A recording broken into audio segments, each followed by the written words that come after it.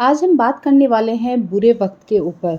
बुरा वक़्त क्या होता है? बुरा वक़्त वो होता है जिससे हम कंट्रोल नहीं कर पाते और वो हमारे कंट्रोल से बाहर हो जाता है और हमारे लिए एक चुनौती बन के सामने खड़ा हो जाता है।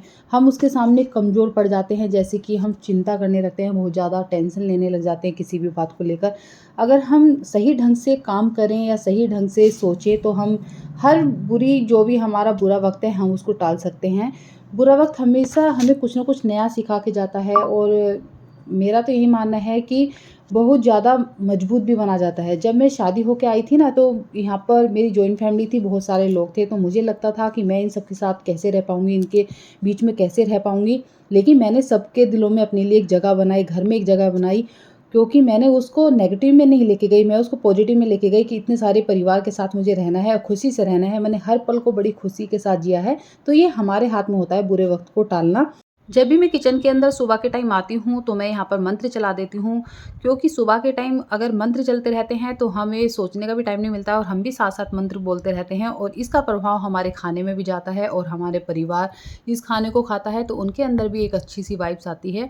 तो ये हमें ज़रूर करना चाहिए। इसके बाद मैं करूँगी अपनी क्लीनिंग। तो हम यहाँ पर बुरे वक़्त की बात कर रहे थे। आप बुरा सोचने के बजाय अपने ऊपर वर्क करें।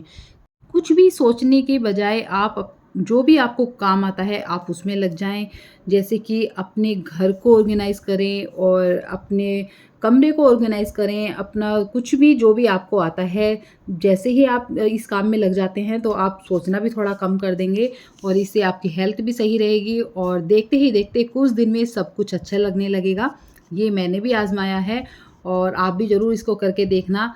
ये सब हमारे हाथ में होता है कि हम अपने बुरे वक़्त को किस तरह से टाल सकते हैं। देखो, बुरा वक़्त किसके साथ नहीं होता, अच्छा-बुरा सभी के साथ चलता रहता है, ऊँच-नीच सभी के साथ होती रहती है। लेकिन हमें इसको अपने तरीके से ही निपटाना है, वरना हम इसको बढ़ावा देते रहेंगे, इसके लिए सोचते रहेंगे, टेंशन देते रहेंगे, तो कोई भी फ़ायदा नहीं है। मैंने खुद इसको आज़माया है कि भई टेंशन ले लेके अपने शरीर को ही हमें बेकार कर लेना है, टेंशन नहीं लेनी है और इसको हमें छोड़ना है साइड में और हमें आगे बढ़ना है। जो भी आपको अच्छा लगता है लाइफ में आप उसे कीजिए।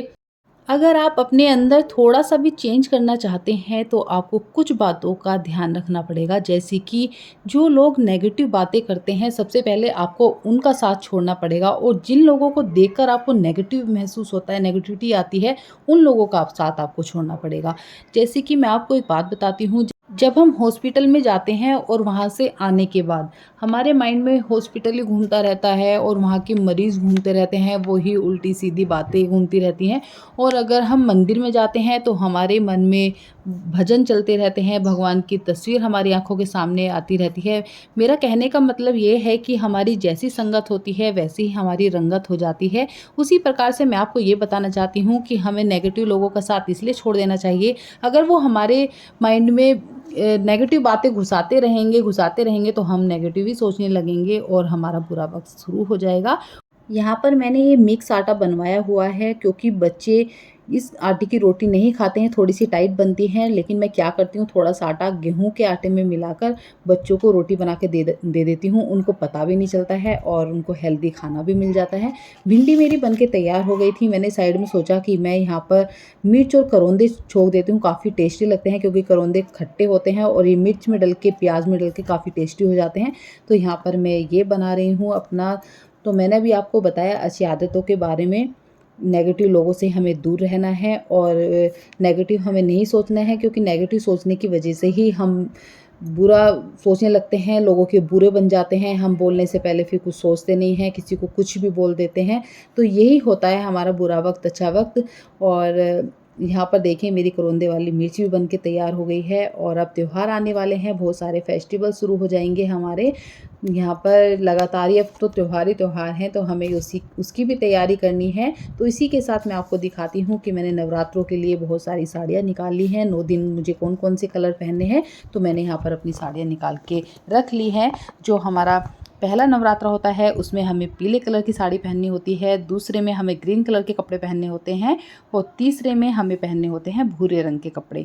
और जो हमारा चौथा नवरात्रा होता है उसमें हमें ऑरेंज कलर के कपड़े पहनने होते हैं और 5वें नवरात्रे में हमें सफ़ेद रंग के कपड़े पहनने होते हैं। सफ़ेद अगर आप नहीं पहन पा रहे हो तो आप कोई भी लाइट कलर के कपड़े पहन सकते हैं। और छठे नवरात्रि में हमें यहाँ पर रेड कलर के कपड़े पहनने हैं और 7वें नवरात्रि में हमें पहनने हैं यहाँ पर पिंक कलर, और हमें 8वें नवरात्रि में पहनने हैं हमें यहाँ पर जामुनी कलर, और 9वें नवरात्रि में हमें जो मन चाहा वो हम पहन सकते हैं। वो पहनती हूँ। अगर किसी के पास साड़ी ना हो, क्योंकि ये कमेंट आ सकता है कि भाई हमारे पास इस कलर की साड़ी नहीं है। अगर आपके पास साड़ी ना हो या सूट ना हो इस कलर के, तो आप कोई भी दिक्कत नहीं है, आप एक दुपट्टा ले लें। या तो आप रेड कलर का दुपट्टा ले लें या फिर येलो कलर का दुपट्टा ले लें। माता रानी के ये बहुत ज़्यादा प्रिय हैं। और ग्रीन कलर का दुपट्टा ले लें। तीनों कलर में से आप कोई भी दुपट्टा ले लें और जब भी आप पूजा करें उस दुपट्टे को ओढ़ लें।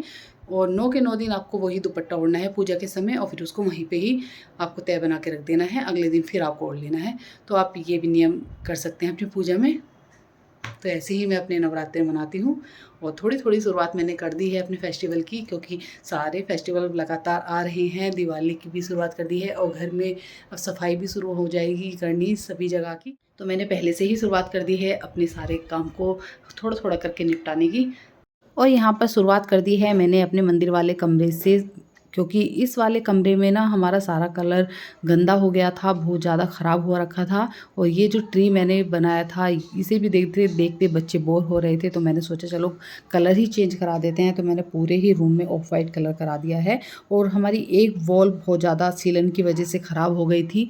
और इधर देवान जब छोटा था उसने पूरी दीवार को गंदा कर दिया था, तो मैंने इस पर थोड़ा डिजाइन बनाया था, तो इसको भी गायब कराना है। और पूरा रूम अब हम कर चुके हैं खाली। तो यहाँ पर अब पेंट की तैयारी चल रही है। तो एक ही दिन में हो गया था, क्योंकि मुझे सिर्फ यही रूम तैयार कराना था। तो यहाँ पर ऑफ वाइट कलर हो गया है। और ये वो जगह है जहाँ पर हमारा ट्री बना हुआ था। तो आप देख सकते हैं पूरे रूम में ऑफ वाइट कलर हो चुका है। तो यहाँ पर मेरी तो भाई सफाई की भी शुरुआत हो गई है। थोड़ा थोड़ा इसी बहाने से मेरी सफाई की शुरुआत हो गई है। और अब सारे फेस्टिवल आने वाले हैं, तो आप सब भी खुशी से अपने फेस्टिवल मनाइए। तो इसी के साथ मैं अपने ब्लॉग का यहीं पर एंड करती हूँ। राधे राधे, जय श्री कृष्णा।